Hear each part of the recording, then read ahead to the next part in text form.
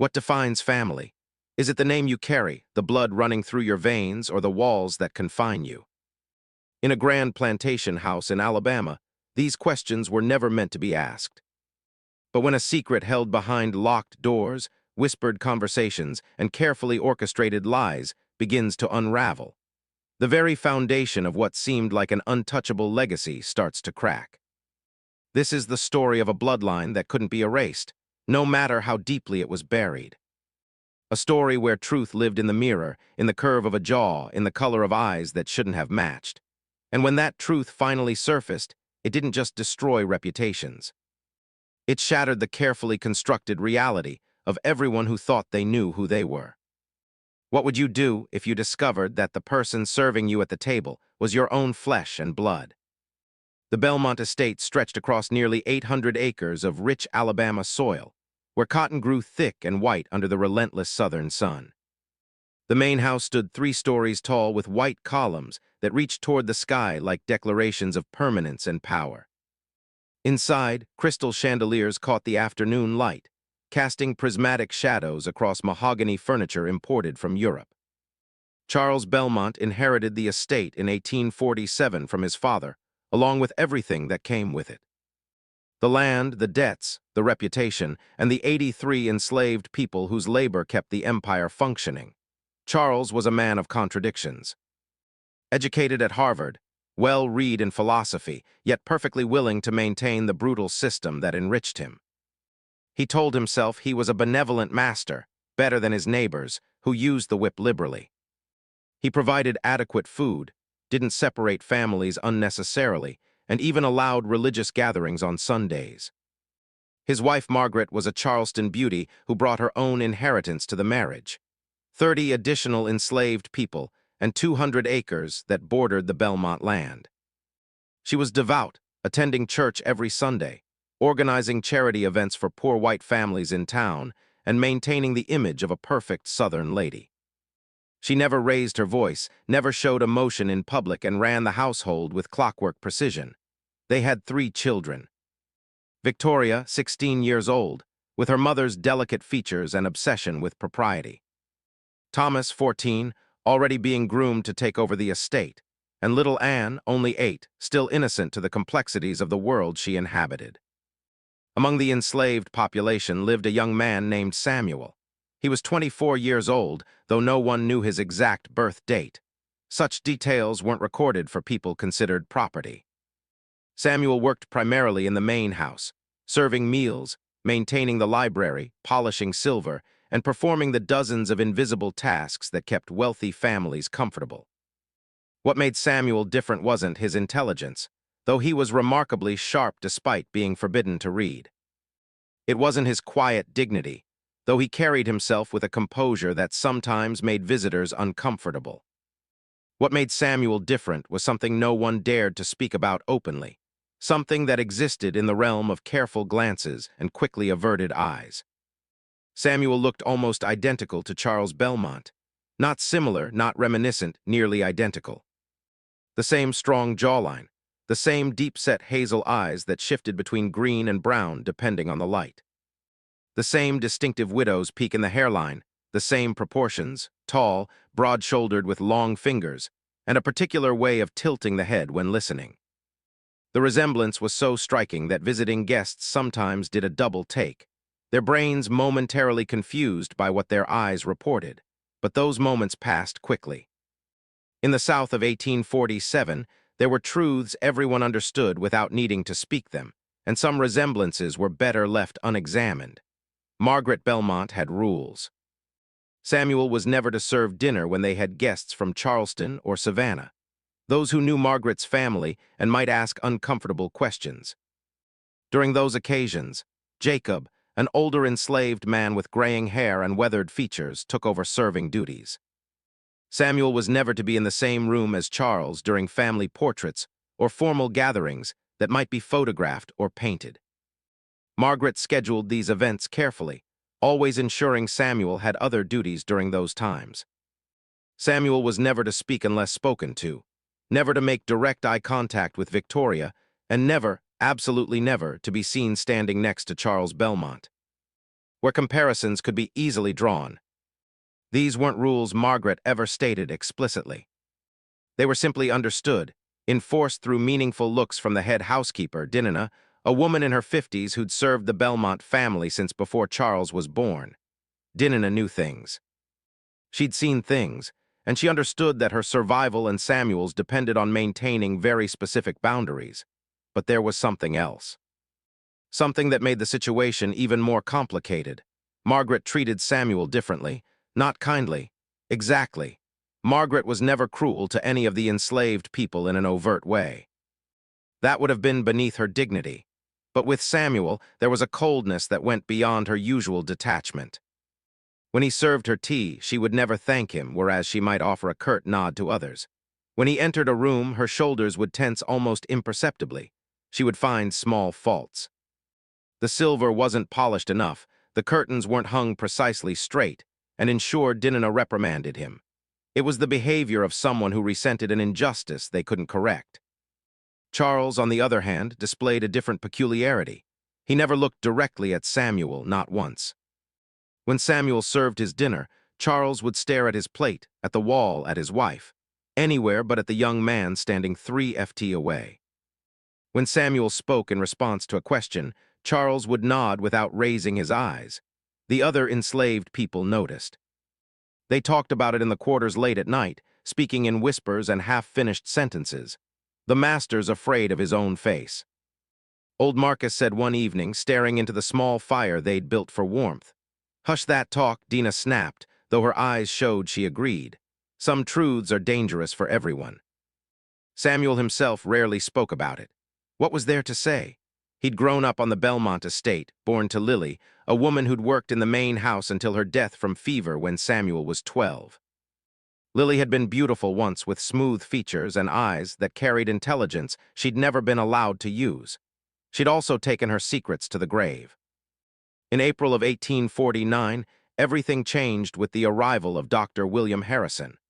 Harrison was a physician from Boston, traveling through the South to study blood diseases and hereditary conditions. He developed a theory about blood types and family inheritance patterns, revolutionary ideas that wouldn't be fully understood for another 50 years. He was documenting family medical histories, looking for patterns in inherited traits, diseases that ran in bloodlines. Charles Belmont, always eager to appear progressive and scientific, invited Dr. Harrison to stay at the estate for 2 weeks. It would be good for his reputation to host such a distinguished Northern scientist, to show that Southern gentlemen valued knowledge and advancement. Dr. Harrison arrived on a Thursday afternoon, his carriage loaded with medical equipment, notebooks, and various instruments that fascinated young Thomas. Margaret organized a welcoming dinner, inviting neighbors from surrounding plantations to meet their educated guest. Samuel served the meal. Dr. Harrison was mid-con conversation with Charles about Harvard. They'd attended a decade apart when Samuel leaned forward to pour wine. The doctor stopped speaking mid-sentence, his eyes moving between Samuel and Charles with the analytical gaze of someone trained to notice details. "Remarkable," Harrison said quietly. The table fell silent. Margaret's hand tightened on her fork. "What is?" Charles asked, his voice carefully neutral. "The servants here, they're well-formed, good constitutions." Harrison seemed to catch himself, returning to his wine. "You must ensure adequate nutrition. So many plantations neglect basic health maintenance."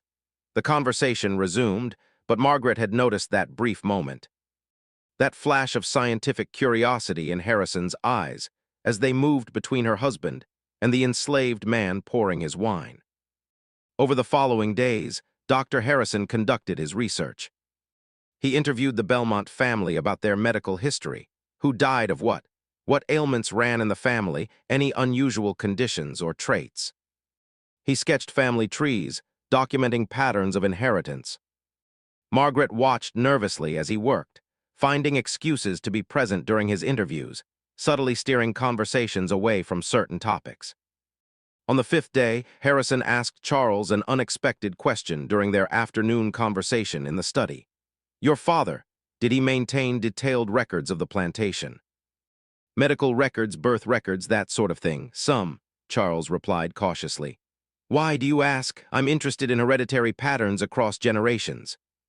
Sometimes studying the health of an entire estate population can reveal fascinating patterns.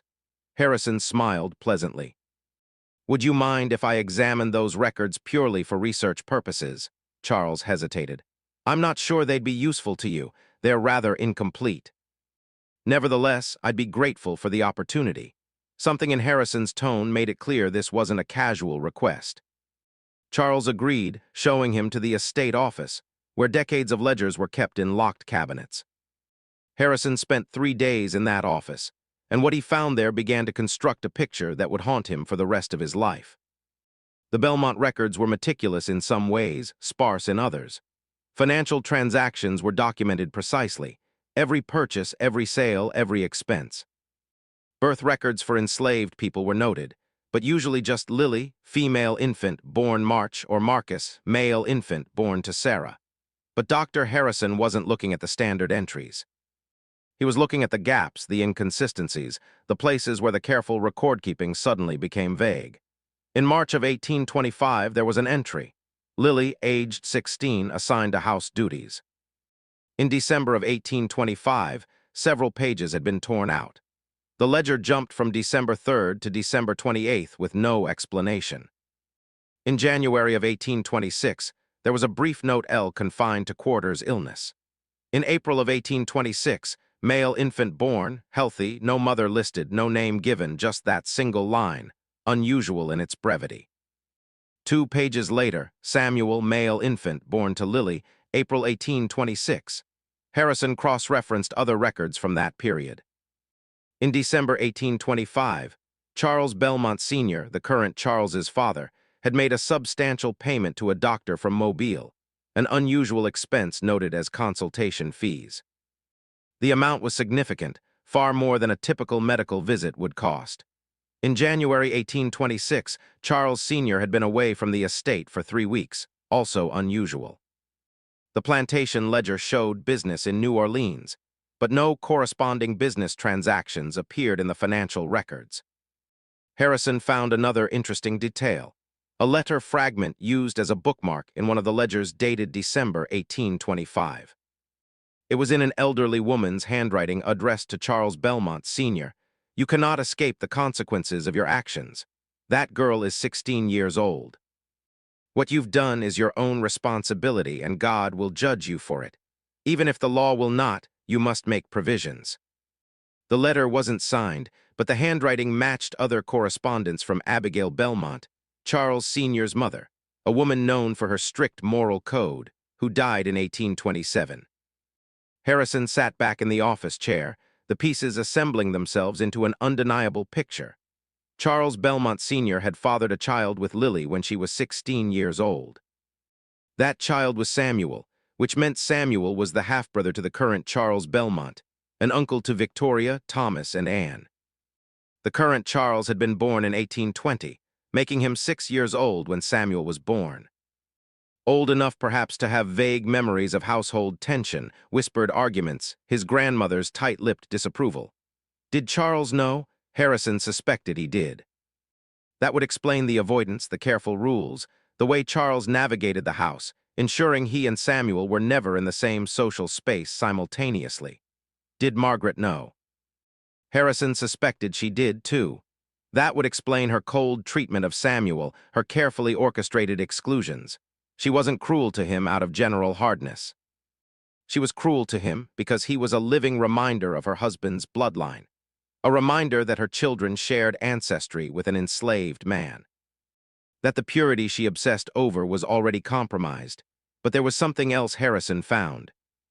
Something that transformed this from a tragic but common story of exploitation into something far more disturbing.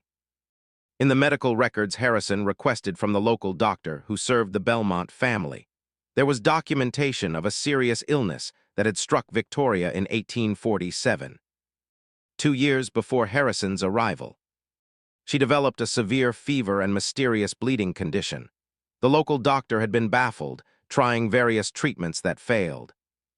Victoria had deteriorated rapidly, growing pale and weak until there was genuine fear she might die. The doctor's notes described a desperate attempt. Patient required blood replacement. Standard leaching failed. Attempted direct blood transfusion as experimental treatment. Blood transfusion in 1847 was extremely rare and dangerous, barely understood. The doctor's notes continued. Family members tested for compatibility. Mother experienced severe reaction deemed unsuitable. Father experienced moderate reaction deemed too risky. Brother Thomas too young deemed unsuitable. Searched household for compatible donor, and then successful transfusion performed using household servant S remarkable compatibility. Patient responded well. Recovery began within 24 hours. Harrison's hands trembled slightly as he read this. They had used Samuel's blood to save Victoria's life. In 1847, medical science didn't understand blood types. The blood type system wouldn't be discovered until 1901. Transfusions were essentially trial and error. Most resulted in severe reactions and death. The fact that Samuel's blood not only didn't kill Victoria, but actually saved her was significant. It suggested close genetic compatibility. It suggested family. Harrison reviewed the doctor's notes more carefully. There were observations about the similarities in blood appearance and behavior between Samuel and the Belmont family samples. The doctor had noted it as curious, but hadn't drawn any conclusions beyond the successful medical outcome. But Harrison understood what this meant. The Belmonts had used Samuel's blood. The blood of Charles's half-brother to save Charles's daughter. They had literally shared blood in the most direct way possible. Victoria was alive because the enslaved man who served her dinner carried the same bloodline she did. And they all knew Charles had been there during the transfusion, had witnessed Samuel's blood flowing into his daughter's veins. Margaret had been there watching the one person she most resented save the child she most loved. Victoria herself had been semi-conscious but aware enough to understand what was happening. The secret wasn't just about Samuel's parentage anymore. It was about a debt that could never be acknowledged, a life saved by blood that officially wasn't supposed to be related at all. Harrison closed the medical records, his mind racing. He was a man of science. Yes, but he was also from Boston, where abolitionist sentiment ran strong. He'd witnessed slavery firsthand during his southern travels, had documented the medical neglect, the preventable diseases, the shortened lifespans. But this was different. This was a family literally sustained by the very person they enslaved, bound by blood they refused to recognize. What was he supposed to do with this information? Doctor. Harrison made a decision that would prove catastrophic. On his 10th day at the estate, he requested a private conversation with Charles. They met in the study after dinner. Brandy poured, door closed. Margaret, with the intuition of someone constantly monitoring for threats, lingered near the hallway, her embroidery forgotten in her lap. "Mr. Belmont," Harrison began. "My research here has been enlightening." Charles stiffened slightly. "I'm glad to have been of assistance to your scientific endeavors. I've reviewed your family's medical history quite thoroughly. The records, the treatments, the various interventions over the years." Harrison paused, "including your daughter's remarkable recovery in 1847. The room temperature seemed to drop. "Victoria's illness was a difficult time for our family." Charles said carefully. "We're grateful to God for her recovery," and to Samuel, Harrison asked quietly. Charles's hand tightened on his brandy glass. Samuel performed a service when asked, as would be expected. A service most family members couldn't provide. Harrison leaned forward. "Mr. Belmont, I'm a man of science. I understand heredity, blood compatibility, physical inheritance patterns. I've also reviewed your estate records quite thoroughly. You overstep, sir. Do I? Or am I simply stating what everyone in this house already knows but refuses to speak?" Harrison's voice was firm, but not unkind. "Your father's choices created a situation that continues to stop." Charles stood abruptly, his face flushed. "You know nothing of my family's private affairs. You come here as a guest, abuse my hospitality by prying into confidential records, and now presume to point out an injustice. That young man is your brother, and you keep him in bondage." The word hung in the air between them, finally spoken aloud. Brother Charles's face went through several emotions: anger, fear, shame, and finally a cold hardness. "Samuel is property of this estate, as documented in legal records. The circumstances of his birth are irrelevant to his legal status. Even if your insinuations had any merit, which I neither confirm nor deny, it would change precisely nothing. Charles moved toward the door. Your stay here is concluded, Dr. Harrison. I'll have your things prepared. A carriage will take you to Mobile in the morning, Mr. Belmont. This conversation is over. But it wasn't over, because Margaret had heard every word through the door, her face pale, her hands shaking, and because Victoria had been coming down the stairs to ask her father something, and had paused on the landing, listening with growing horror to the exchange, and because Samuel himself was in the hallway, having just finished his evening duties, frozen in place. As he heard the truth of his parentage confirmed in angry words for the first time in his life, the secret was no longer secret. Dr. Harrison left the following morning under tense circumstances. Charles didn't come down to see him off. Margaret appeared briefly, her face a mask of rigid politeness, offering no warmth as the carriage pulled away, but Harrison's visit had cracked something open that couldn't be sealed again. Victoria stopped eating. She would sit at the dinner table, staring at her food, occasionally glancing towards Samuel when he served, her eyes searching his face for the resemblance she'd never consciously registered before. Now that it had been pointed out, she couldn't unsee it. The uncle who'd saved her life served her in silence. The blood running through her veins, his blood had given her a second chance at life. And yet he slept in a small cabin, owned nothing, had no future beyond servitude. She began asking questions Margaret refused to answer. Mother, why does Samuel look like father? You're imagining things. Eat your dinner. I'm not imagining it. Everyone sees it. Why does no one speak of it? Victoria, this is not a topic for discussion. Is he? Is he father's brother? Margaret slammed her hand on the table with uncharacteristic violence, making the crystal rattle. You will never ask that question again. Do you understand me? Victoria understood. She understood that the answer was yes. Thomas, overhearing these exchanges, began his own observations. He'd always been a clever boy, good with numbers and logic. He started calculating ages, reviewing family stories he'd heard, noticing things he'd previously overlooked. The way their grandmother's portrait seemed to have the same eyes as Samuel. The way father avoided certain rooms when Samuel was working there. Anne, only 10 now, didn't understand the tensions but felt them. She started having nightmares, crying out in the night for comfort that came slowly, if at all. The household was fracturing. Meanwhile, Samuel was experiencing his own crisis. At 24 years old, he'd just learned the confirmed truth of something he'd perhaps suspected, but never allowed himself to fully believe. Charles Belmont, the man who owned him, was his half-brother. The children he served were his niece and nephews. The blood they'd taken from him to save Victoria wasn't just compatible by chance. It was family blood.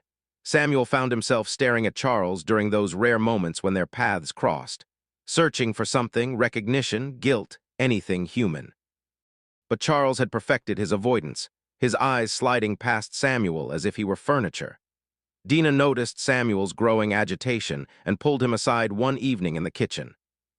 You need to bury this deep, she said urgently. Nothing good comes from this truth being out. You hear me? How can I pretend I don't know? Samuel's voice was strained. How can I? You survive. Same way your mother survived, same way all of us survive. Dinah gripped his shoulders. The master won't acknowledge you. He can't. It would destroy everything. His marriage, his standing, his children's future. And if you push it, if you make it impossible for him to ignore, he'll solve the problem the only way he can. Samuel understood. He could be sold. Sent so far away that the resemblance wouldn't matter anymore, that the uncomfortable truth could be erased by distance or worse. But they used my blood, Samuel said quietly. They took from me to save her. And you think that gives you rights?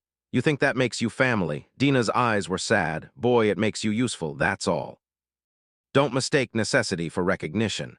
Victoria Belmont had been raised to be a proper Southern lady, obedient, graceful, concerned with reputation and marriage prospects. At 18 years old in 1849, she should have been focused on the upcoming social season on which young men from good families might court her. Instead, she was consumed by moral crisis. She couldn't stop thinking about it. She'd lie awake at night remembering the fever, the delirium. The moment of waking up to see Samuel's face pale from blood loss, as the doctor worked with his primitive equipment to transfer life from his veins to hers. She'd asked weakly, "What's happening?" And her father had answered, "He's helping you, don't speak, save your strength, he's helping you." Not a relative, not family, just he, an unnamed service provider. Victoria began doing something dangerous. She started observing Samuel as a person. She noticed how he read titles of books while shelving them, his fingers lingering on the spines, as if memorizing words he'd never been taught to decipher.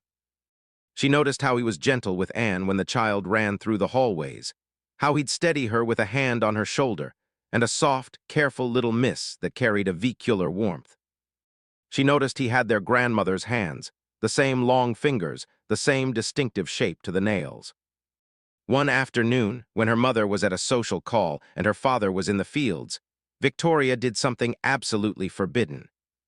She went to the kitchen where Samuel was polishing silver and dismissed the other servants. "I want to speak with you," she said quietly. Samuel looked up, alarm in his eyes. "Miss Victoria, that wouldn't be appropriate. 2 years ago, you saved my life." Silence. "I was dying and they used your blood because my own family's blood couldn't save me." Victoria's voice shook. "Why did you agree to it?" Samuel stared at the silver in his hands. "I wasn't asked to agree, miss. I was told. But did you?" Victoria struggled for words. "Did you want to, if you'd had a choice?" For the first time, Samuel looked directly at her. "You were 14 years old and dying. Whatever else is true or not true, whatever anyone says or doesn't say about who is related to who, you were a child, so yes, I would have chosen to help." "You're my uncle," Victoria whispered. "I'm not anything official, Miss Victoria, and you're putting both of us in danger by saying so." "It's the truth. Truth doesn't matter much when the law says otherwise." Samuel set down the silver. "You should go, this conversation can't happen." But Victoria didn't go. Instead, she asked a question that would set everything in motion. What if I could change it? What if I could make them acknowledge it? Samuel's laugh was bitter. "How? You're 18 and a woman, you own nothing, decide nothing. You're almost as much property as I am, just with better quarters." "I'll find a way," Victoria said with sudden determination. "You gave me life. I won't waste it pretending you don't matter." What Victoria did next was remarkably clever for someone with no power or resources. She began with documentation. Over several weeks, she carefully removed several pages from her father's study when he was distracted. Pages from the old ledgers that showed the gaps, the unusual payments, the timeline of Samuel's birth. She couldn't take too much without it being noticed, but she took enough. She also began writing letters. Letters to her Aunt Clara in Charleston, Margaret's sister, who was known for being more progressive, who'd once expressed discomfort with slavery in Victoria's presence. Letters carefully worded to ask about family secrets and moral obligations without being too specific. Aunt Clara wrote back, intrigued, asking for details. Victoria provided them in coded language, describing a situation where a family member isn't recognized as such due to circumstances of birth. Clara understood immediately. She wrote, "If what you're suggesting is true, this is a matter of profound moral consequence. But Victoria, dear child, you must understand there is no legal remedy. The law is absolute on these matters. Even if acknowledged, nothing changes legally. What about morally?" Victoria wrote back. "What about before God? You said yourself that slavery is a sin.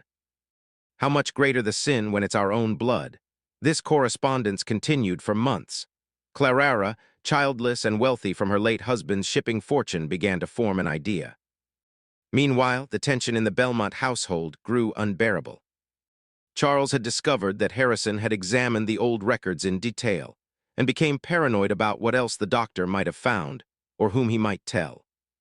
He sent letters to medical societies Harrison was associated with, carefully worded to undermine his credibility should Harrison speak publicly about what he discovered. Margaret increased her control over household operations, implementing even stricter rules about Samuel's duties and movements. She had him reassigned from house service to working in the fields, a demotion that everyone understood as punishment, though no one could say for what.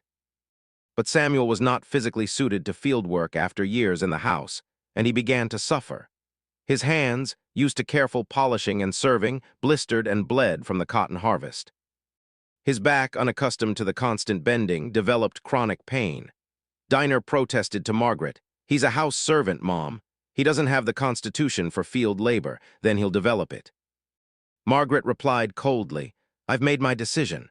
Victoria watched Samuel deteriorate over several weeks, watched him come back to the main house in the evenings. He still slept in the house servants' quarters with hands wrapped in strips of cloth moving stiffly from pain. She made her own decision. In November of 1849, Victoria wrote to Aunt Clara, "I'm prepared to take action, whatever the consequences. Please come." Clara arrived in early December, her carriage loaded with trunks, announcing she'd come for an extended visit through the Christmas season. Margaret was surprised, but couldn't refuse her own sister, especially one as wealthy and socially connected as Clara. What Margaret didn't know was that Clara had brought something with her. Legal documents prepared by a progressive lawyer in Charleston, documents that represented a radical plan. Clara spent her first week simply observing. She watched how the household operated, how Margaret controlled everything with tight precision, how Charles avoided certain spaces and people. She watched Samuel, noting the resemblance that was so obvious it was almost absurd that everyone pretended not to see it. She also spent time with Victoria, who explained everything in whispered late-night conversations in her bedroom. "Are you absolutely certain about this?" Clara asked her niece. "If we proceed, there's no going back. Your mother will never forgive you. Your father might disown you. Society will turn against you. He saved my life," Victoria said simply.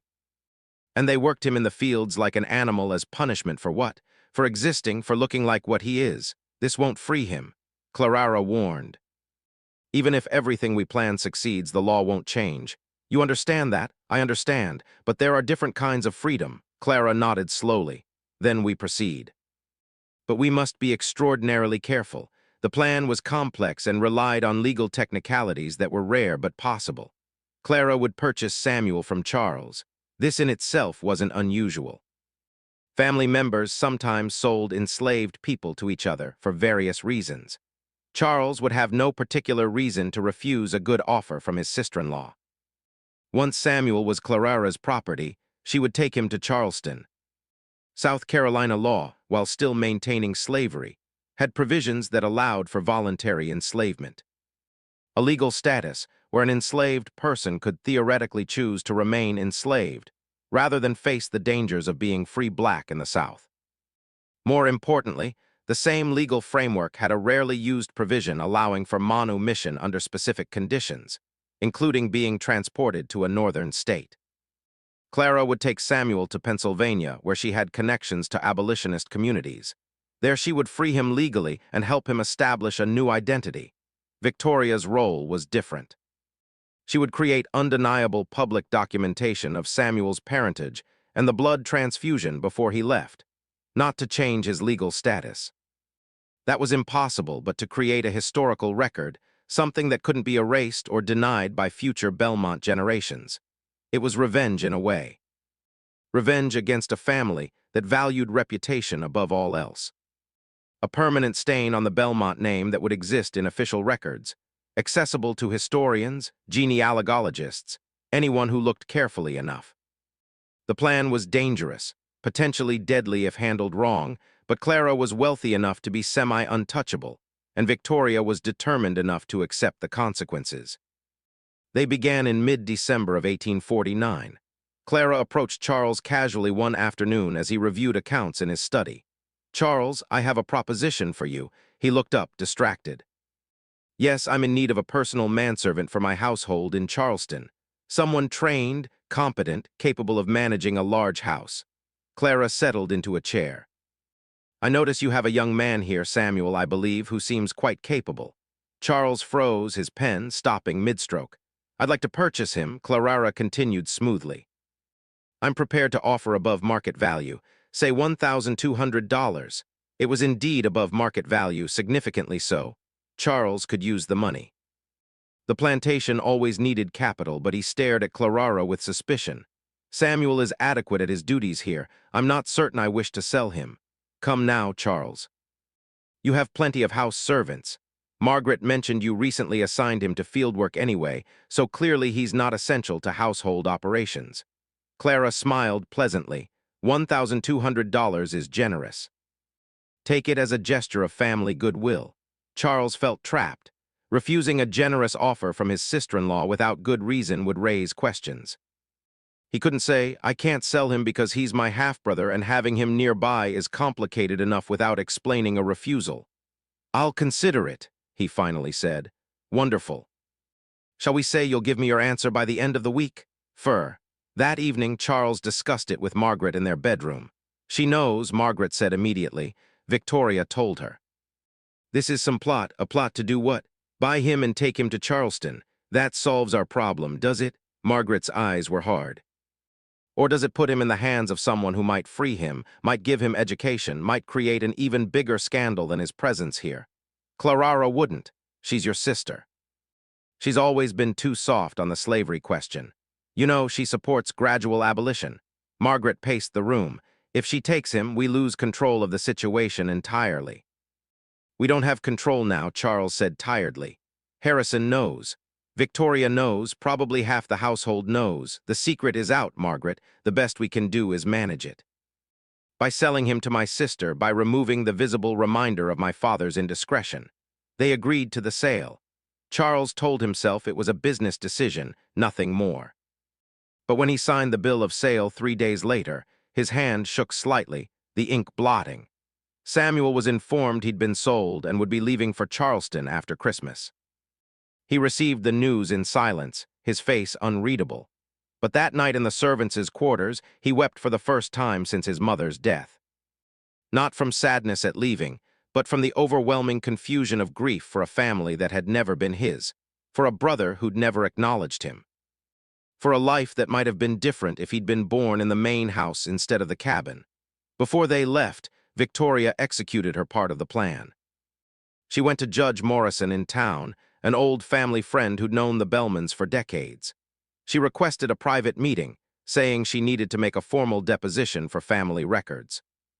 Judge Morrison, elderly and slightly confused by the request, agreed. Such depositions were sometimes made for inheritance purposes or family history documentation. Victoria arrived with written testimony she'd prepared meticulously. "I, Victoria Belmont, being of sound mind, do hereby testify to the following facts for the historical record. In October of 1847, I suffered a severe illness that brought me to the point of death. The attending physician, Dr. Robert Matthews of Willow County, attempted various treatments that proved unsuccessful. As a final experimental measure, Dr. Matthews attempted a blood transfusion, a rare medical procedure. My mother, Margaret Belmont, was tested and found incompatible. My father, Charles Belmont, was tested and found moderately compatible, but the doctor deemed the procedure too risky. The enslaved person, Samuel, property of the Belmont estate, was tested and found highly compatible. The transfusion was performed successfully, and I credit my survival to this intervention. I further testify that Samuel bears remarkable physical resemblance to my father and to my paternal grandmother, the late Mrs. Abigail Belmont. This resemblance has been noted by numerous household members and visitors over the years. It is my belief, based on documented timelines in estate records and confirmed by investigation of family correspondence, that Samuel is the biological son of my grandfather Charles Belmont Sr. and the enslaved woman Lily, who died in 1838. This would make Samuel my father's half-brother and my biological uncle. I make this testimony not to challenge any legal arrangements, as I understand the law is absolute in these matters, but to ensure that the truth is preserved for historical record and to acknowledge that the blood flowing through my veins, blood that saved my life, is the blood of a man denied his rightful place in our family. Signed this 22nd day of December 1849. Victoria Belmont. Judge Morrison read the document slowly, his face growing increasingly pale. "Miss Victoria, do you understand what you're creating here?" "Yes, sir. A truthful record. This will destroy your family's reputation." "Your father will be my father already knows the truth, Judge Morrison. So does my mother. So does everyone who looks carefully. I'm simply ensuring it can't be conveniently forgotten. Your marriage prospects are less important than doing what's right." The judge stared at her for a long moment. He was old, had lived through enough years to see the cracks in the system he'd helped enforce. He thought about his own compromises, his own moral flexibility in service of social stability. Finally, he notarized the document. "This will be placed in the county records," he said quietly. "It will exist permanently." Good. Victoria walked out of that office feeling lighter than she had in months. She knew what was coming. Her parents' fury, social ostracization, possibly being sent away to distant relatives. But she'd done it. She'd made the truth official. Charles Belmont learned about the deposition 2 days later when Judge Morrison, feeling obligated by their friendship, sent him a private note. The rage that followed was unlike anything the household had ever witnessed. Charles stormed into Victoria's room, the notarized document in his hand, his face purple with fury. "What have you done?" he shouted. "What in God's name have you done?" Victoria stood calmly, though her heart raced. "I've told the truth. You've destroyed this family. You've made us the subject of gossip and scandal. Do you understand what this means? It means people will know that you enslaved your own uncle, that he is not my uncle. He is property. Legal property. He has your blood, my blood. How can you?" Margaret rushed in, having heard the shouting. When she saw the document, she went absolutely white. "You foolish, foolish girl," she whispered. "You've ruined everything. I've exposed what already existed." Victoria shot back. The ruin was already there, hidden behind your careful rules and father's avoidance. "You will be sent away," Charles said, his voice dropping to something cold and final. "You will go to your Aunt Beatrice in Virginia tomorrow. You will stay there until I decide you've learned discretion." "I won't go. You're 18 years old and unmarried. You'll go where I send you." "I'm 18 years old, and the author of a legal document that's now part of county records. If I disappear to Virginia under mysterious circumstances right after filing that testimony, it will only draw more attention."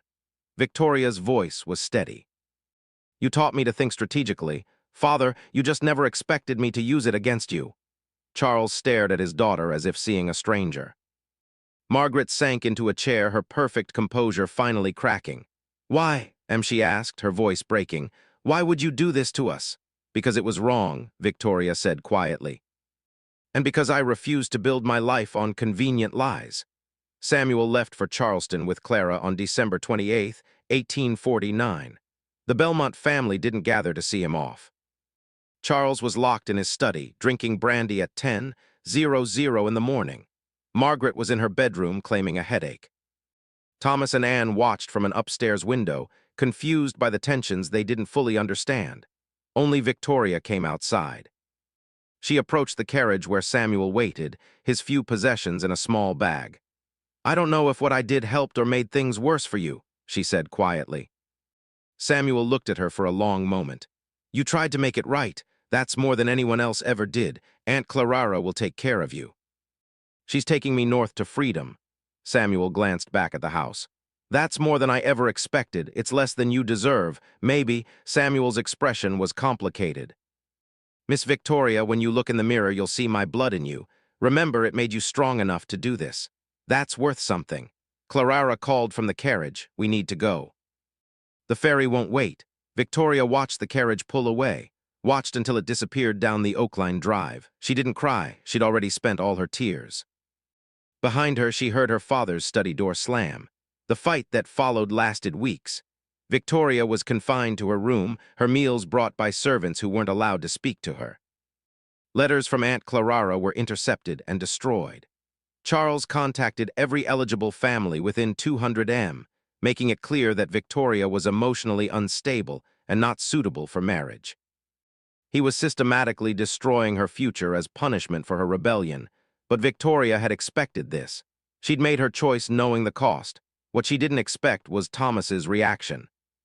Thomas was 16 now, old enough to understand the full implications of what Victoria had exposed.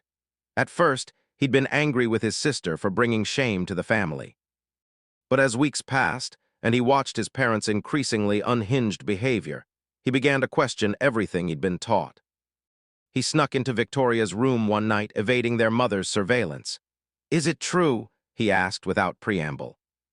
"Is Samuel really grandfather's son?" Victoria, pale from weeks of isolation, nodded. "The records prove it. The resemblance proves it. The blood transfusion proves it." "Then we enslaved our own uncle." "Yes." Thomas sat on the edge of her bed, his head in his hands. "How do we live with that? Father seems to manage, Victoria said bitterly.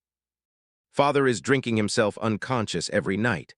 Mother hasn't smiled in a month. You're locked in here like a prisoner. Anne keeps asking what's wrong and no one will tell her. Thomas looked up. This isn't managing, this is falling apart. Good, Victoria said fiercely. Maybe it should fall apart. Maybe it was built on things that deserved to collapse. Thomas left without responding, but something had shifted in him. Over the following months, he began his own investigation. He read his grandfather's old letters, reviewed estate records, talked to elderly enslaved people who'd been on the plantation for decades. Each piece of evidence confirmed what he already knew. His grandfather had fathered a child with a 16-year-old enslaved girl. Rather than free the child, he'd kept him enslaved. When grandfather died, the property had passed to Charles along with the land and the debts and the silver. Charles had grown up knowing, or at least suspecting, and he'd done nothing. He'd kept his own half-brother in bondage, had taken his blood to save Victoria, and then punished him by sending him to brutal fieldwork when the secret threatened to become public. The weight of this knowledge fundamentally changed Thomas. He stopped participating in family prayers, stopped pretending things were normal. He became quiet, withdrawn, prone to long walks alone. Margaret noticed, "The girl has poisoned your mind," she told him one evening. "Victoria told the truth," Thomas replied. "That's not poison. The truth is dangerous when it destroys good order. Maybe the order wasn't that good." Margaret slapped him, the sound sharp in the quiet parlor. It was the first and only time she'd ever struck one of her children. She immediately burst into tears, not from remorse, but from the realization that she was losing control of her family, that the careful structure she'd maintained was disintegrating. In March of 1850, a letter arrived from Clara. It was addressed to Victoria, but intercepted by Margaret, who read it with shaking hands. "Dearest Victoria, our friend has arrived safely in Philadelphia. The journey was long but without incident. He is staying with associates of mine, good people, who are helping him adjust to his new circumstances. The legal process was completed successfully in Pennsylvania. He is now a free man under Northern law, though we both understand he can never safely return south. He asked me to convey his gratitude to you. He says you gave him something he never expected to have. Acknowledgement. Even if it came at great personal cost to you, he wants you to know it mattered. He's learning to read now. The first book he requested was a Bible which he says his mother once described to him. The second was a medical text. He wishes to understand the process that saved your life. He has chosen a new surname for his freedom papers, Freeman. He knows it's common, but he says it represents exactly what he is now. With love, Aunt Clara, Margaret read the letter 3 times, each reading fueling her fury. Samuel was free. The man who represented her husband's shameful bloodline, who'd been a constant reminder of her family's moral compromise, was now beyond her reach, living freely in the North, learning to read. Claiming a dignity that the entire Southern social structure said he had no right to possess. And Victoria had made it possible. Margaret made a decision that night. She would erase Victoria from the family just as they tried to erase Samuel. She began spreading rumors through her social network that Victoria had become mentally unstable, prone to delusions and inappropriate fixations. She contacted convents in Louisiana and Georgia, institutions that took in troubled young women from good families for indefinite stays. Charles, drowning in alcohol and self-loathing, offered no resistance to Margaret's plans. But before Margaret could execute her plan to send Victoria away, something unexpected happened. Judge Morrison died. Judge Morrison passed away peacefully in his sleep in April of 1850 at the age of 74. The funeral was well attended. He'd been a pillar of the community for decades. But at the reading of his will, there was a surprise provision. The judge had left a sealed letter to be delivered to the Alabama Historical Society upon his death. The letter contained copies of Victoria's deposition, along with supporting evidence from plantation records that the judge had apparently requested and copied before he died. The letter also contained the judge's own testimony. "I have served the law for 50 years, and I have made compromises with my conscience in service of social stability. But there are truths that deserve to be preserved, even when they are uncomfortable. The attached documents detail a situation where legal ownership conflicted with biological reality and moral duty. They describe how the Belmont family of Willow County maintained a man in slavery who was by blood a member of that same family. I submit these documents not to challenge the legal system, but to ensure that future generations, should they examine the institution of slavery with clearer eyes, will have evidence of its profound moral corruptions, including the enslavement of one's own kin. This is my testimony, and I stand by its accuracy. Judge William Morrison, April 1850. When this became known, and in small communities such things always became known, the social consequences for the Belmont family were devastating. They weren't ostracized completely. They were too wealthy and powerful for that, but they became subjects of gossip, speculation, and moral judgment. Families that might have courted Victoria's hand made it clear their sons weren't interested. Business partners became suddenly distant. Church ladies whispered. The perfect facade Margaret had maintained for decades crumbled in weeks. Charles retreated entirely from social life, managing the plantation from his study, seeing no one outside the immediate family. His drinking increased. His health deteriorated. Margaret became brittle and harsh, her previous controlled coldness transforming into something sharper. She fired servants for minor infractions, implemented stricter controls, and began attending church 3 times per week as if piety might restore what had been lost. And Victoria remained trapped in the house, unmarriageable, socially ruined, but oddly at peace. In June of 1851, another letter arrived from Clara, this time addressed to Thomas and successfully reaching him before Margaret could intercept it. Dear Thomas, I write to you because I believe you've developed the wisdom to understand complex truths. Samuel is thriving in Philadelphia. He's found work as an apprentice to a furniture maker using the skills he developed, maintaining the Belmont house.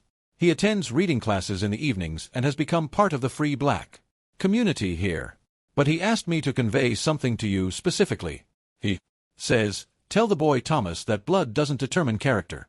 I share blood with men who owned me, but I share values with people who freed me. He has a choice about what kind of man he becomes. The blood doesn't decide. He does. Thomas, you're 16. In a few years, you'll inherit the estate and everything that comes with it. Samuel wanted you to know that inheritance is a choice, not just a destiny. You can choose what to keep and what to let go. Your aunt, Clara Thomas, read this letter dozens of times, memorizing the words. Blood doesn't determine character. It became something like a mantra for him. He began changing slowly in small ways his parents barely noticed in their own deterioration. He started treating the enslaved people on the estate with more respect, learning their names, asking about their families. He began questioning his father's business decisions, suggesting improvements to living conditions. It's more efficient if they're healthy, he'd argue, using economics to mask morality. Charles, too drunk and depressed to fight much, often gave in. By 1852, Thomas was essentially managing the plantation. Charles was a ghost in his own house, haunted by guilt, alcohol, and the public knowledge of his family's shame. Margaret had withdrawn into religious mania, hosting prayer groups, donating money to missionary societies, seeking some kind of redemption through performance of piety. Victoria remained unmarried, now 21, past the prime age for marriage. She spent her time reading, writing, and teaching and about the realities of the world they lived in, lessons in truth rather than the comfortable lies their mother preferred. And in Philadelphia, Samuel was building a life. He'd married a free black woman named Ruth, a seamstress with her own business. They had a small house in a mixed neighborhood. Samuel had finished his apprenticeship and was working as a skilled furniture maker, his pieces known for their quality. Craftsmanship. He'd created a family on his own terms, a family that claimed him fully. In 1853, Charles Belmont fell seriously ill. The doctor diagnosed it as liver disease, almost certainly from years of heavy drinking. Charles deteriorated rapidly, his skin taking on a yellowish tint, his body weakening until he could barely leave his bed. Thomas, now 20, managed everything. The plantation, the finances, his mother's increasingly erratic behavior, his sister's welfare. On a July evening, when Charles knew he was dying, he called Thomas to his bedside. Margaret was at church. They were alone. "There are things you need to know," Charles said weakly before I'm gone. "I know about Samuel," Thomas said. Quietly. "Everyone knows now. Not just about him, about the choices I made." Charles struggled to breathe. "My father put me in an impossible situation. When he died, Samuel was 10 years old. I was 27, newly married to your mother. The estate was in debt. I had responsibilities. You could have freed him and done what? Sent a 10-year-old into the world alone. Free black children had no prospects, no safety. He'd have been re-enslaved by someone else or starved." Charles coughed painfully. "I told myself I was protecting him by keeping him here." "Were you?" Charles closed his eyes. "I don't know. I stopped knowing what was true and what was convenient somewhere along the way. When Victoria got sick, you used his blood." "I did. And I've never felt more like a monster." Charles's voice broke. "He saved my daughter. And I couldn't even acknowledge him. I couldn't even say thank you, because saying thank you would mean admitting the relationship. And admitting the relationship would mean admitting you'd done wrong. Admitting everything I'd built was wrong." Charles opened his eyes, looking at his son. "Thomas, when you inherit this place, you'll face the same choices, the same system, the same impossibilities. I'll make different choices. Will you, when it's your children's futures at stake, your reputation, your economic survival?" Charles grabbed Thomas's hand with surprising strength. "The system doesn't forgive morality, it punishes it. Then the system should change." Charles laughed bitterly. "You sound like the abolitionists. It'll take a war to change this boy. Maybe not in my lifetime, but in yours. And when it comes, this whole world will burn." He died 3 days later at the age of 47. His final words, incoherent mumblings about blood and brothers and debts unpaid.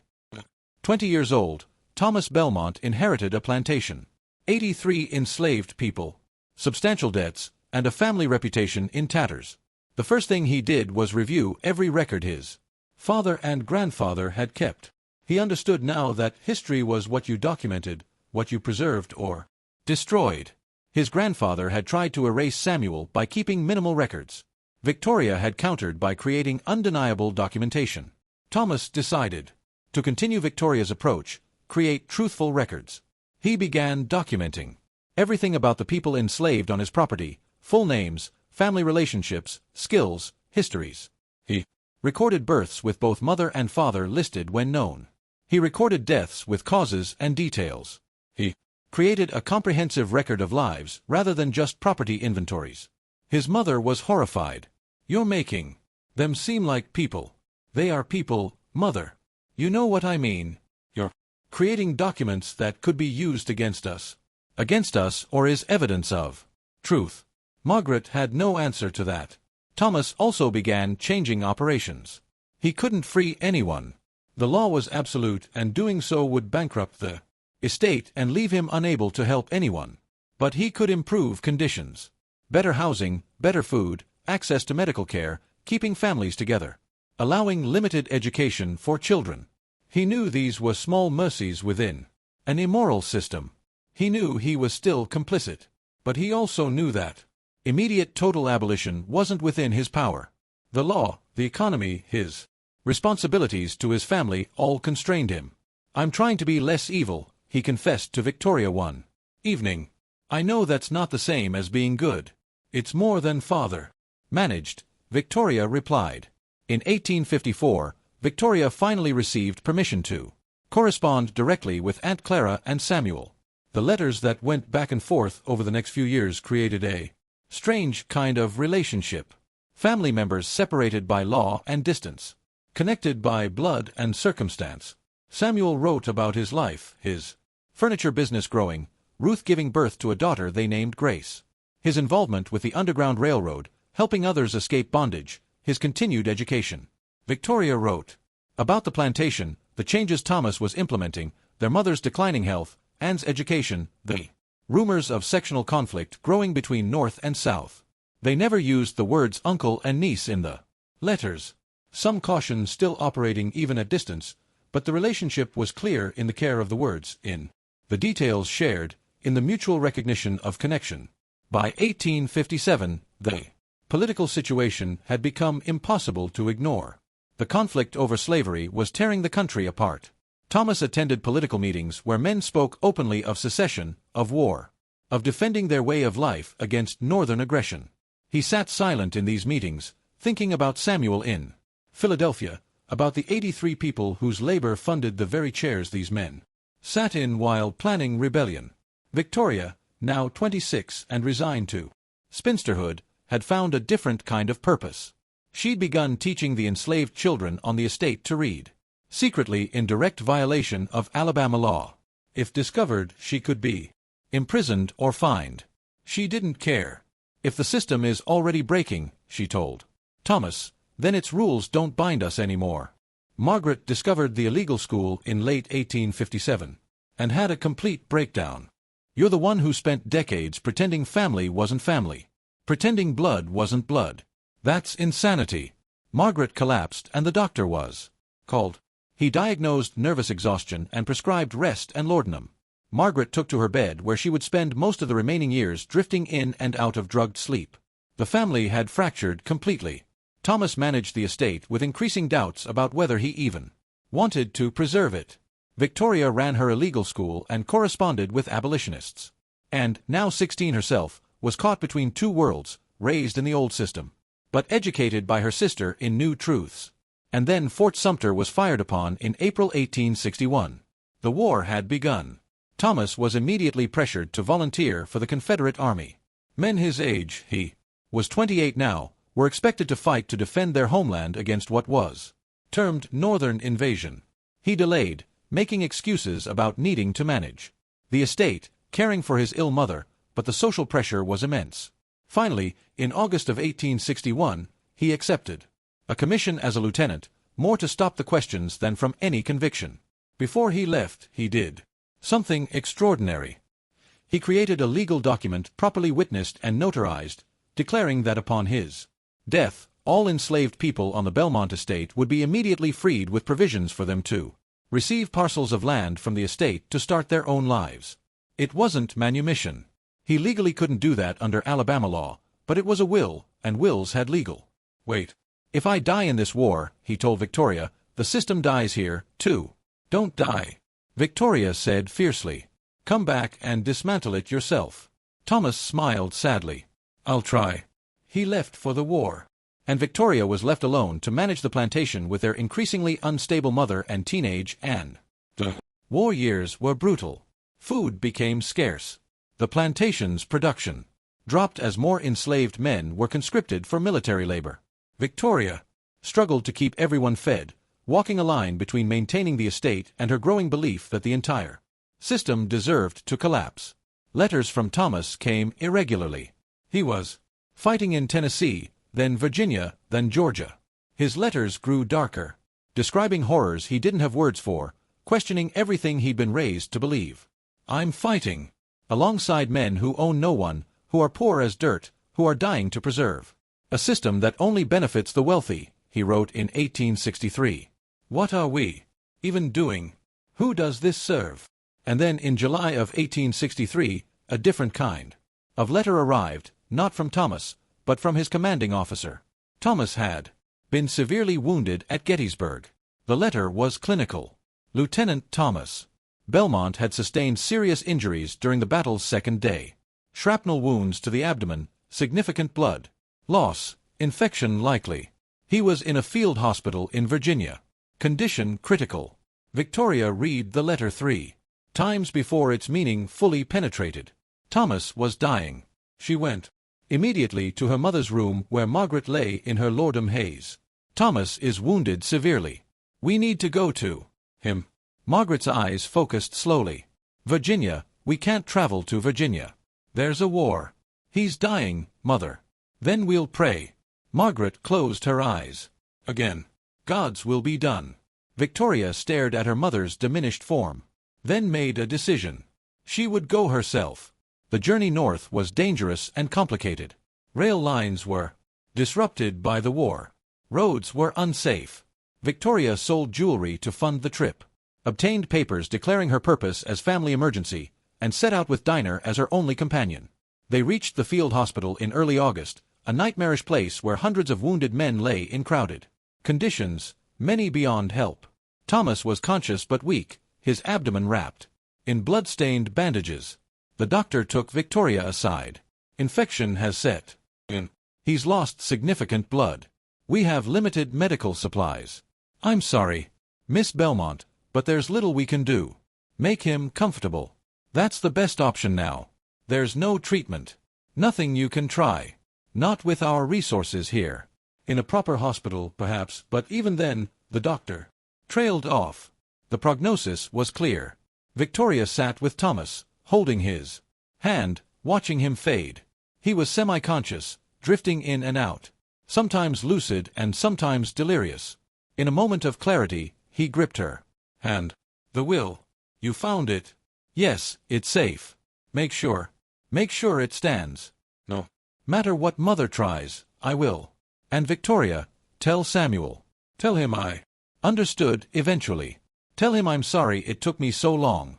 You can tell him yourself when you recover." Thomas smiled weakly.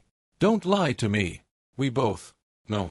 That night, Victoria sat in the nurse's area thinking about blood, about how Samuel's blood had saved her 6 years ago, about how Thomas was dying now from blood loss, about how there was someone in Philadelphia whose blood was family blood, the same bloodline as Thomas.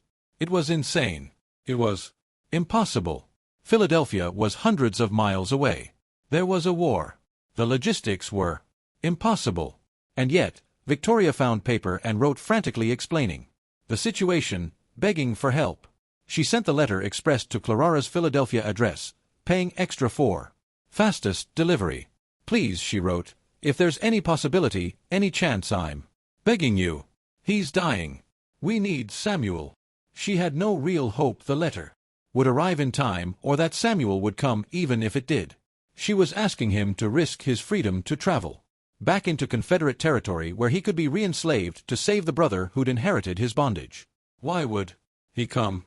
Samuel received the letter 4 days later. He sat in his Philadelphia workshop, sawdust on his clothes, Victoria's desperate words in his hands. Ruth watched his face as he read, "What is it?" "My half-brother there is dying in Virginia. Victoria is asking if I'll come." Ruth's eyes widened. "The brother who enslaved you. The brother who freed me eventually, or enabled it at least." Samuel set the letter down. "They need blood for a transfusion like they did with Victoria." "Samuel, no." Ruth gripped his arm. "You can't go south. If they catch you, if anyone realizes you're a freed slave in Confederate territory, they'll re-enslave you. Or worse. There are bounty hunters, slave catchers." "I know." "Then you know you can't go." Samuel looked at his wife, then at the letter, then out the window at the free streets of Philadelphia, where he could walk as a man, not property. "He's dying," Samuel said quietly. "He's not your responsibility. He's my brother. He owned you." "I know." Samuel began pacing. "Believe me, Ruth, I know. I know what they did. I know what they took from me. But he's also the one who stopped fighting when Clara wanted to buy me. He's the one who let me go. That's not the same as making it right." "No, but it's something." Samuel stopped pacing. "And Victoria, she sacrificed everything for me. Her reputation, her future, her family's standing. She made my existence official, acknowledged, recorded. She didn't have to do that." Ruth's eyes filled with tears. "I can't lose you. I'll be careful." "Careful doesn't matter if you're caught." They argued for hours. But Ruth knew her husband, knew the code of honor that guided him, even when it cost him. He'd risked his own safety dozens of times, helping escaped slaves through Philadelphia. He'd given his blood before to save family that didn't acknowledge him.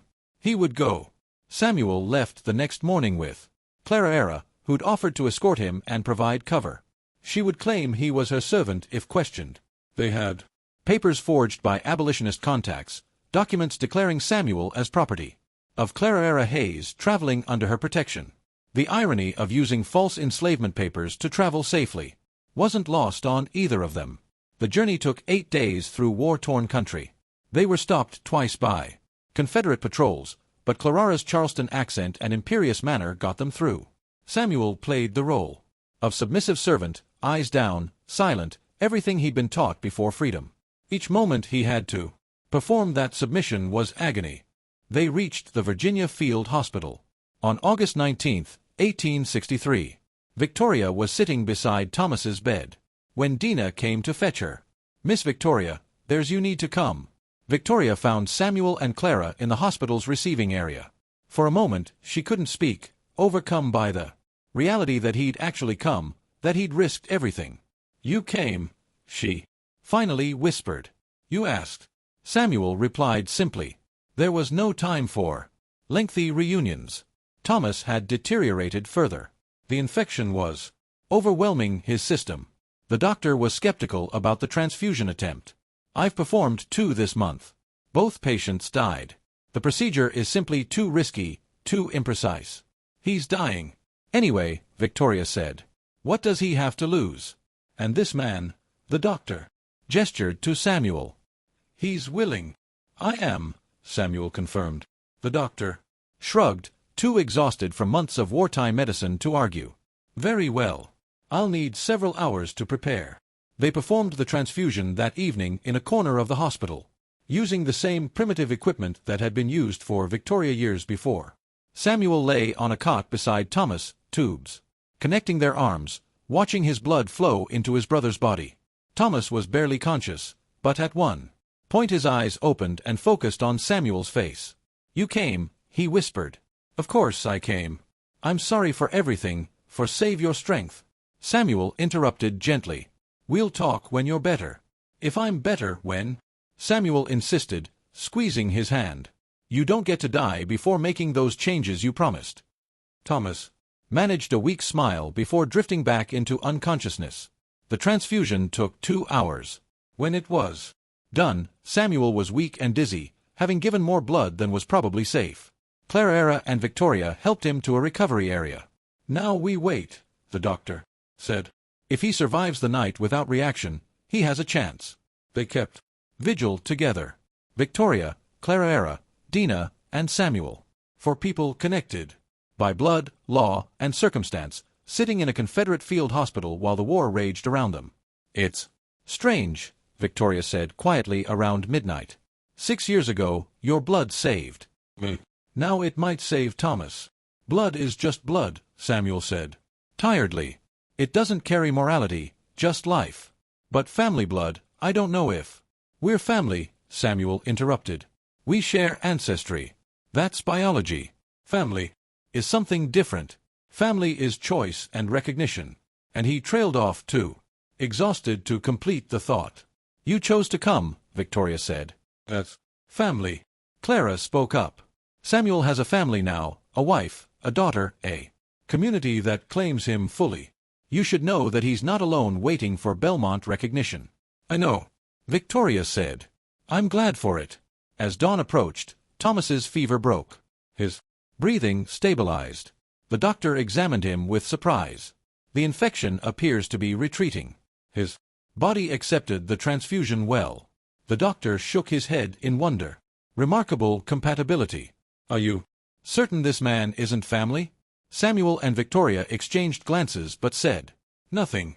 Thomas survived. Over the following weeks, he slowly regained strength. Samuel stayed for 10 days until it was clear Thomas would recover, then prepared to return to Philadelphia with Clara. Before leaving, Thomas asked to speak with Samuel privately. They sat outside the hospital, 2 men who looked remarkably similar, separated by everything except genetics. "I can't undo what was done to you," Thomas said. "Can't give you back the years, the childhood, the recognition you should have had. No, you can't. But I can promise you this. When this war is over, however it ends, I will never own another human being. The Belmont estate will not continue as it was. That's easy to say if the South loses. Even if we win," Thomas said firmly. "Even if somehow the Confederacy survives and slavery continues legally. I'm done with it." Samuel studied his brother's face. "You mean that?" "I do. Your blood is in my veins now. Literally. I can't pretend any more that we're not connected. We were always connected." The blood transfusion just made it undeniable. They sat in silence for several minutes. "What will you do?" Thomas finally asked. "After the war, build furniture, raise my daughter, live free." Samuel smiled. Slightly.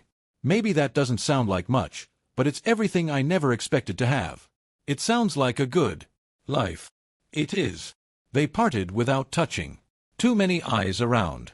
Too much danger in any display of familiarity. But as Samuel walked away, Thomas called out, "Samuel." Samuel turned. "Thank you for coming, for the blood, for everything." Samuel nodded once, then left. He and Clara made it back to Philadelphia safely. The return journey was even more dangerous. Confederate deserters, Union patrols, roads destroyed by fighting, but they managed. Samuel never saw any of the Belmonts in person again. The war ended in April 1865 with Confederate surrender. Thomas returned to Alabama in June, wounded in leg and spirit, to find the plantation in chaos. The enslaved population had dispersed. Some left immediately upon hearing of emancipation. Others stayed temporarily with nowhere else to go. A few remained permanently uncertain about how to navigate freedom after a lifetime of bondage.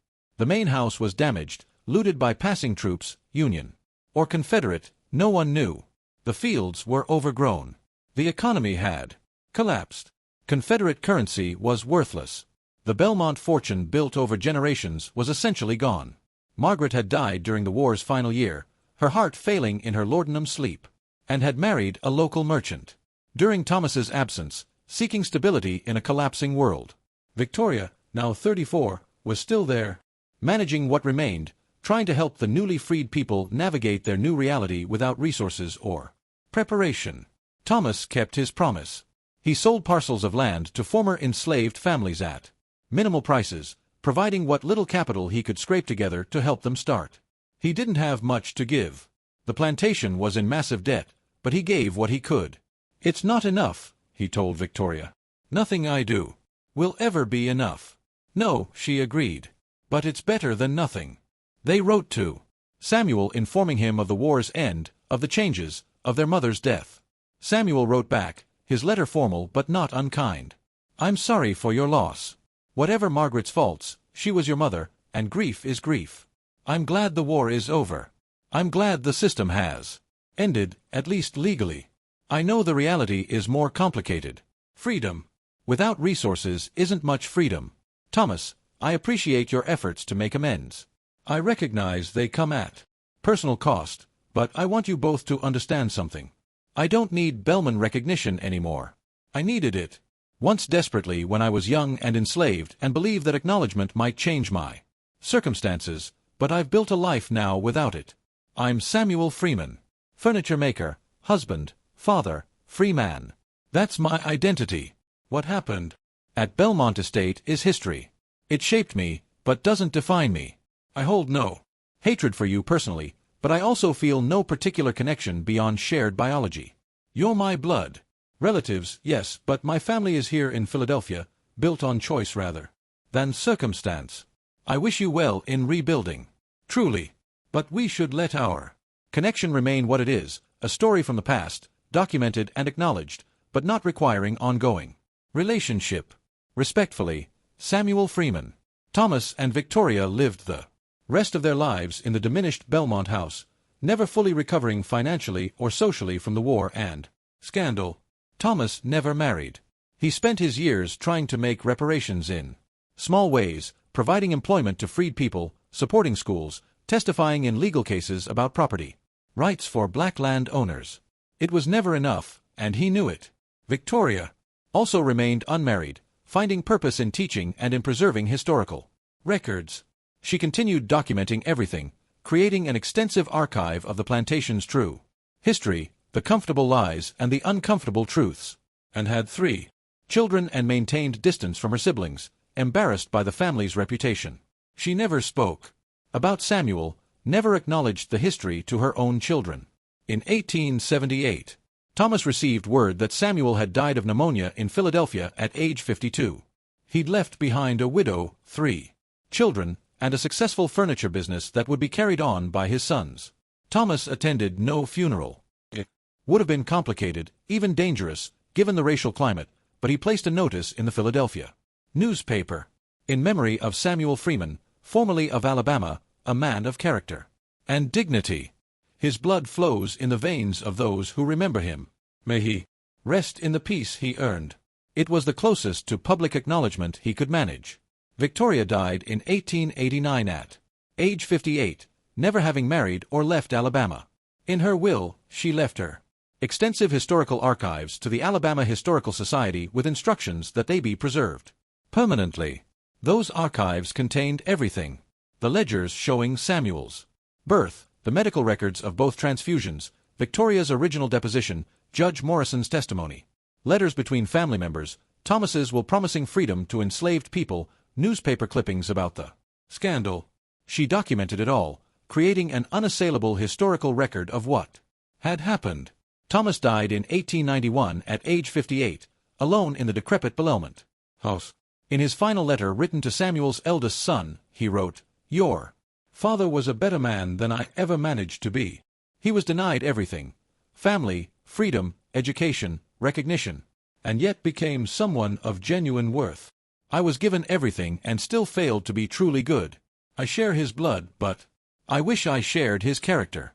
Please know that he mattered, that he was acknowledged eventually, that the debt we owed him was never forgotten, even if it could never be repaid. Respectfully, Thomas Belmont." The Belmont estate was sold in 1892 to pay debts. The house was eventually demolished in 1920. The land was divided into smaller farms, but the record survived. In the 1930s, a historian researching slavery in Alabama discovered Victoria's archives at the Historical Society. The story of Samuel and the Belmont family became a case study in academic papers about the complexities of Southern family structures, the hidden racial mixing that the South's racial ideology denied, and the moral contradictions inherent in the slave system. In 1947, exactly 100 years after the first transfusion, a medical researcher studying the history of blood transfusion procedures discovered the Belmont medical records. The fact that 2 successful transfusions had been performed between closely related individuals decades before blood types were understood became a footnote in medical history, and Samuel's descendants living in Philadelphia, Detroit, and Chicago learned about their ancestors' story.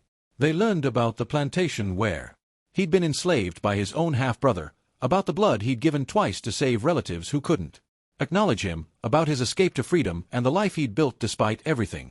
They learned that their great-great-grandfather had been denied his family name, but had built a legacy more meaningful than the Belmont name ever carried. Because in the end, the Belmont line died out, and descendants changed their name through marriage, distancing themselves from the scandal.